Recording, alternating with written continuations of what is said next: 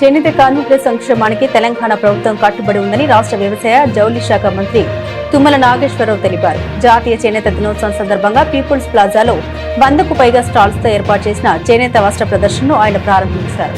భారతీయ సంస్కృతికి వారసత్వానికి చేనేత ప్రతీక అని గద్వాల, పోచంపల్లి, నారాయణపేట వస్త్రాలకు ప్రపంచవ్యాప్తంగా కూడా గుర్తింపు ఉందన్నారు. ప్రతి ఒక్కరూ చేనేత ఉత్పత్తుల్ని కొనుగోలు చేసి నేతన్నల్ని ప్రోత్సహించాలని ఆయన పిలుపునిచ్చారు. కాంగ్రెస్ ప్రభుత్వం రైతన్నకు, నేతన్నకు సమాన ప్రాధాన్యతని ఇస్తోందని మంత్రి తెలిపారు. చేనేత రంగానికి ఇప్పటి వరకు 980 కోట్లు విడుదల చేశామని, అందులో చేనేత రుణమాఫీ కింద 49.27 కోట్లు మంజూరు చేశామని వెల్లడించారు.